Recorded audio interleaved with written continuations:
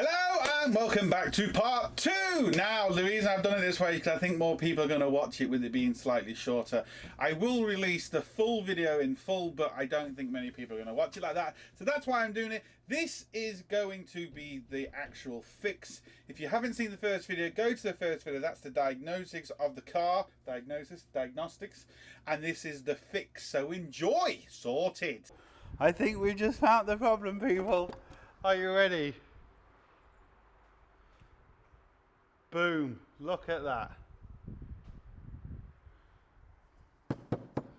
Wow, just look how much dust has come out of there.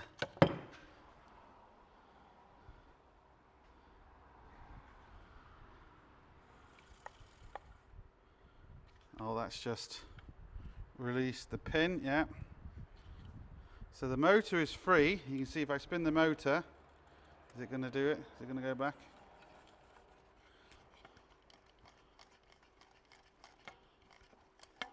Was under pressure, but basically if I spin that motor you can see by hand that going back, but this is covered and burnt. You can see it's quite badly burnt there, and the brushes of the motor are gone.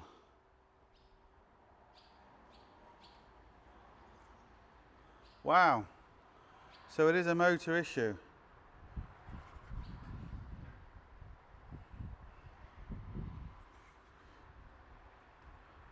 There's just dust of all the brushes of the motor. Now I'm going to see if I can power this.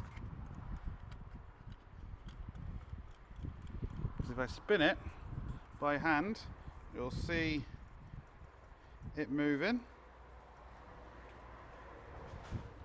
which in turn is now pulling this pin back, which will make the clutch not pressed.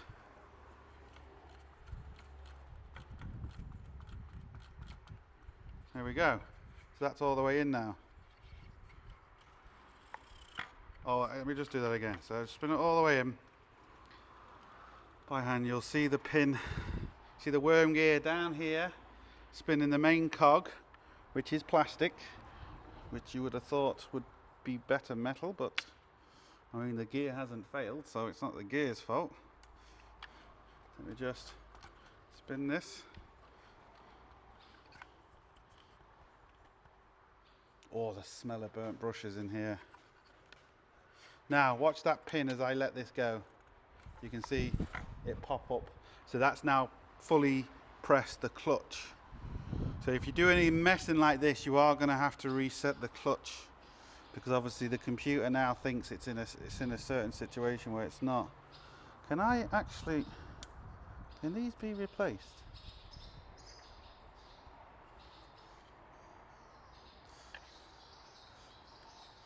Because you can bet your life, if I had to get this from Ford, they'd sell you the whole system.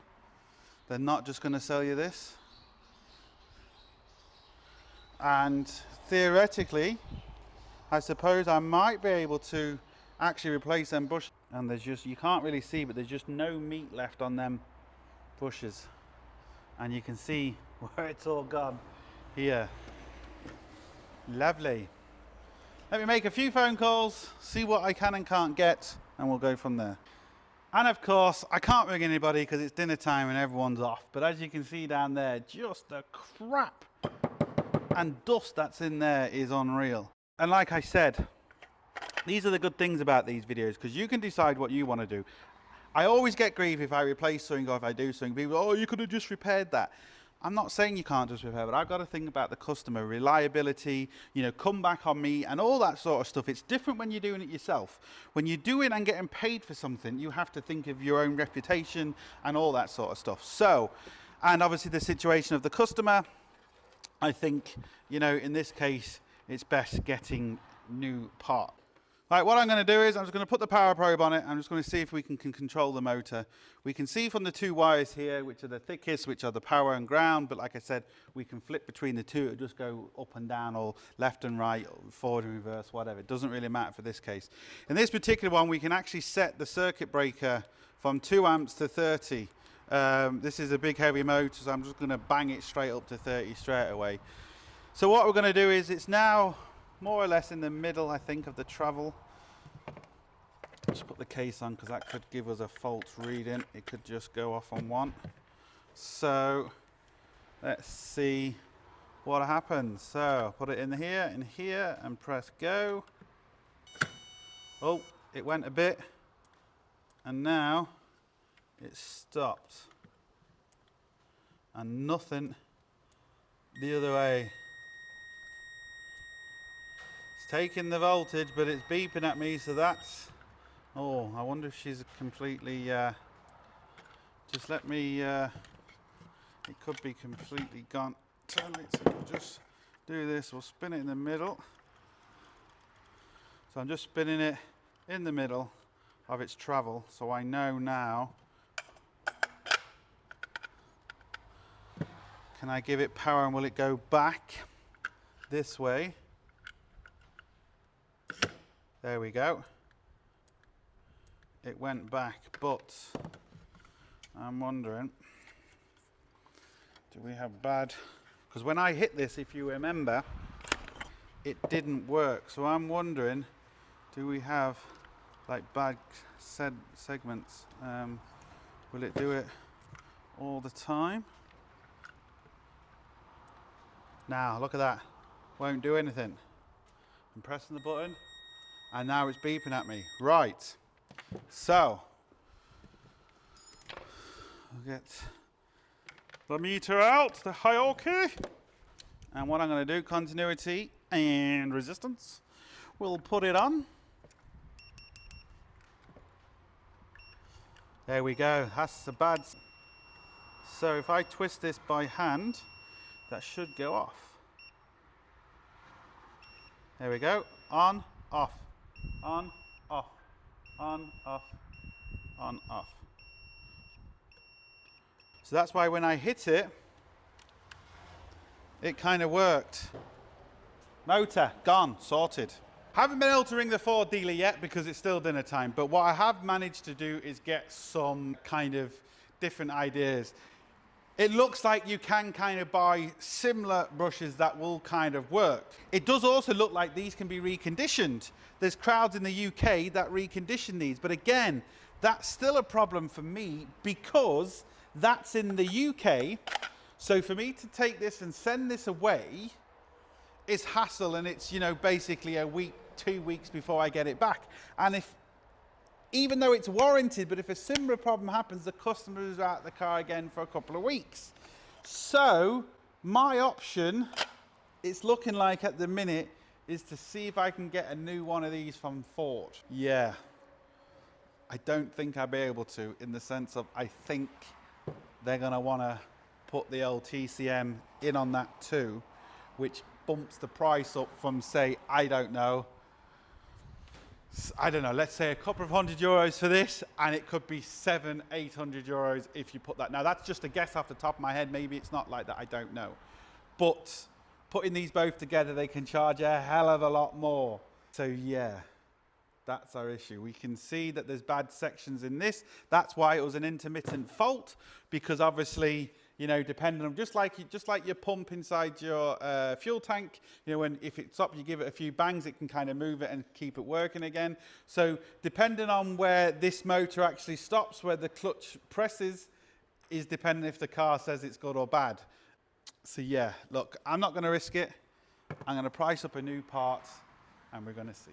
Right, sit down before I tell you this. Ford want over 1,200 euros plus VAT for a new one of these, which is 1,600, 1,700 euros for one of these. That's obviously out of the question. That's where we're at the minute. New is off the table. Reconditioned is the way to go. Second-hand is pointless because you're going to come back to the same situation again. Right, what I've decided to do, I've removed the bushing, or the brush should I say. As you can see, it's completely gone. Just the spring just wasn't pressing against it anymore. And I've ordered some new ones. Now, The copper graphite, which is the correct type for this, I'm going to have to cut them down because they're not the right size, but that shouldn't really be an issue. You do have to slightly break the metal or the plastic tab that's on there and just bend the metal part out, and that slides the bushing out. You also then have to push the pin internally inside there, because this is the pin that goes onto the motor here. You can just see it there. Because this is all the reconditioning guys are going to do. So I'm going to get the airline, I'm going to blow all this out. I'm going to get some sandpaper and sand the actual motor there just to get it nice and shiny again. And wait for the new parts to come tomorrow. And try and fit everything, cut it down. I am going to have to kind of put that groove back in. You can see the bushings aren't exactly dead straight. You can see that there, look. Let's put that shape in. But I'd be able to do that with a file and some sandpaper. Put it back in, put both of them back in because there's two, and see what happens. That's all we can do. Sorted. Tried filming this, a few seconds for you, a few days for me, and I just can't. I've got one bush in, as you can see. Hopefully you can see that. It's all soldered in. You just see it contacting there with the motor. It's all good. Using the old lithium soldering iron from Hubitools. Cool. Now, problem is, with the spring and everything, it's just so awkward to try and film all this, in there. It's just so awkward. So I've got that in, and what I'm going to do is, once I've got that in, I'm going to glue this. I'm going to glue this back on there just to stop it. It doesn't really need to, but I'm going to do it just to kind of stop anything moving. But the other one, the last one I've got left, is in there, which is even harder. So I just cannot film it. But what I can show you is, this is going to save everyone so much time if you're going to do this job. And if this is your problem, obviously, I'm about to show you the box, the old bushing box that I got, which is very, very, very much bang on. There's a little bit of work to do, but boom! There we go, 6 by 3 by 11 mil. So they're basically square. That's the back of it, in case you need to order it. And what it looks like. A couple of important things to note. You need one where the wire is sticking out the back, because that's just easier, and it has to be square. And as you can see, it's square and it fits practically straight down in there. Now it is too long.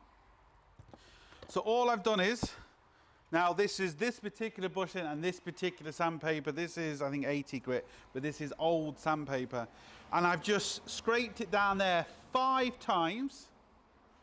And then I've used a round file just to get a little bit of curve in it, just so it kind of, because it's not exactly on the motor, and once the motor starts spinning, it might be a bit weak at first, and it might not change gear very well and stuff like that until it kind of runs in, but I've got it the best as I can, and then that goes in there. So again, I can't show you that because it's just, I can't film it. I need a couple of people here to actually help me film it, because every time I put my hand in the way, it's just getting in the way. So I'm going to do that now. Get this in, and you can see, just, you have to be very, very careful, because they really don't take too much to go down. So I've just literally gone like that, and you can see already just how much it takes off. It's a lot. And then just file it with the file, and then that's it. Once I've got it in, we'll turn the camera back on, and we'll see if it works. I took out the cradle that holds a little bush, and just be careful, there's 2 little tabs you need to bend back, because otherwise it'll just slip back out. And that means it's easier to put the spring, get the right size and everything, and then put it back. But it's still too fiddly for me to actually film it, but that's the easiest way of getting it back in. You're going to struggle to see, but the 2 bushes are in there now, and the motor still turns, everything's okay. So what we're going to do now is put the old multimeter back on it and see if it does what it's supposed to do, rather than dropping out as it did before. That'll give us a good indication if it's going to work or not. I have faith it's going to work, because I fixed it. Now, put them both back on the pins. Well, that's a good sign, and I'm going to turn it like I did before. Ha ha! There we go. It's not dropping out, people. It's not dropping out. Beautiful. Okay, I'm going to turn it off because that's going to get annoying. There we go. Right, what I am going to do is, because the way we took this off, we shouldn't have to do anything to do with the clutch or anything. But what I am going to have to do is make sure that this is in the right position, because the clutch, obviously the car when I turned it off thought it was in neutral. So I'm going to screw this all the way to the end. Well, actually what I might do is, well yeah, screw this all the way to the end, put the cover back on it, and then this is ready. There we go. That's all the way to the end now. This is ready to put back in, start the car. And boom! Right, all I've done is I've just got the case back on. It's all done. But what I want to do is, remember before we tried to actually power the motor and my my power probe was just bleeping and doing all sorts of stuff. Well, it's actually a snap-on, but it's made by Power Probe. So what I want to do is I want to actually check it now with everything in, just to make sure, well, let's see if it's working essentially. I don't know which way we need to go first. That's the wrong way. Hopefully I put it this way, you can see. That's the wrong way, Leon. Oh, that was not working. Oh, I hope it's the wrong way. Woohoo! Boom! Boom! Let's go back. How quick it is. Boom! Is that, yeah, that's fully in now. Sorted. Now we know we're good. I just want to do that again, just because, you know, I like it. It's a bit awkward to get it actually on these sometimes. Is that the wrong way?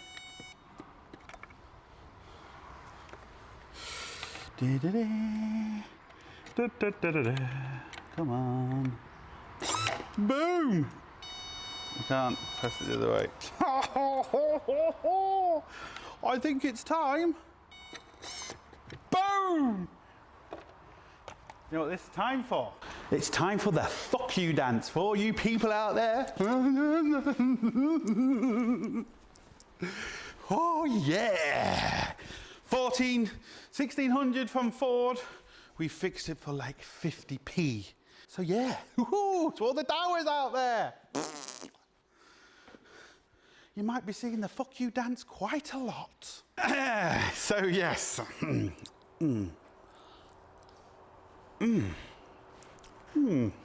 So what I need to do now is put it back together and make sure it works in the car.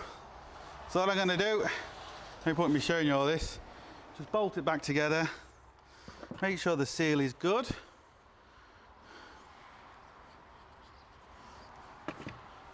Put it back in the car, see if it starts. You'll see it in a couple of seconds. Sorted. So now underneath, I've got it in. I've got the clutch mechanism back on. Like I said, we shouldn't really have to do anything with this. Just plug these wires back in and essentially drive. I don't think there's going to be any relearning procedure. If there is, I'll show you that. I got a bit more information off her. Ford turned around to her and said there's two motors that they're going to replace, so it has to be these two motors here. They wanted over 2,000 euros and they said, we think we can fix it, give us 2,000 euros and we'll give it a go. Yeah, I can't do that unfortunately. So what I'm going to do, well, we've done it now, we're just going to plug these wires back in. I'm going to leave them all stripped at the minute because I don't know if there's any other issues. I don't think there is, but you know, someone's been at this before and I just don't know what they've done. Half the clips are not in place and all sorts of stuff.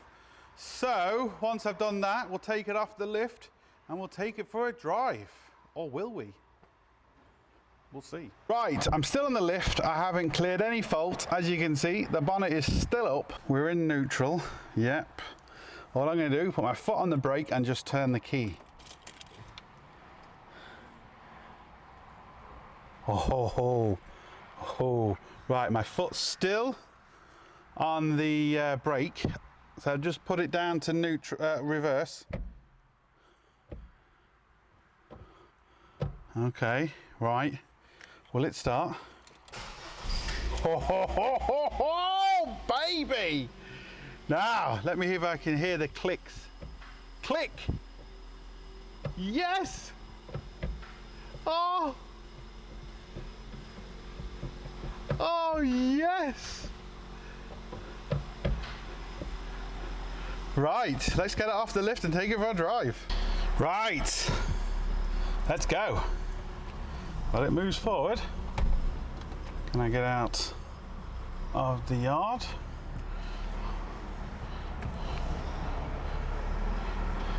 This is awkward filming. It's going to go around the yard first in auto, then I'll take it for a spin on the road, then we'll turn the camera back on. But at the minute, it's going. Put my foot down, change gear for me. Oh, run out of room.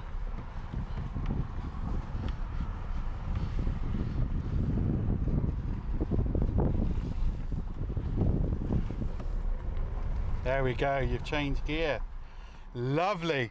What I'm going to do is I'm going to just take this for a drive, a couple miles up the road, and then we'll switch back on. Okay, I literally just took it up and down the road just to make sure it goes through all the gears, and it does perfectly in manual and automatic mode. What I'm going to do is I'm going to drive this over the next few days because I don't want to give it back to until I'm 100% sure that everything is fine. And then we'll close out the video over the next few days and we'll see what happens. Right, it's been a few days now. You can see the mileage that's on it. Just going to go through all the gears. Put under a bit of pressure just to show you. It changes gear perfectly. Well, as perfect as one of these gearboxes can be. Jerky as hell, but that's just the way it is. And there we go. It's absolutely perfect. So that's it, people. It works, it's fixed. 4,000 euros from Ford. I fixed it for like €1. The reason why I say that is because the initial price from Ford for 2,000 wouldn't have fixed the problem. Then they would have had to put the other motors in and it would have been over 2 grand, I'm guessing, because the part is 1,600 euros alone. So that's it, look. Hope it helps. Please like, share, comment and subscribe. Don't forget, links up here, links down below, but most importantly, don't forget, get your hands dirty. See you for the next one. Sorted. There we go, drops down gear beautifully as well.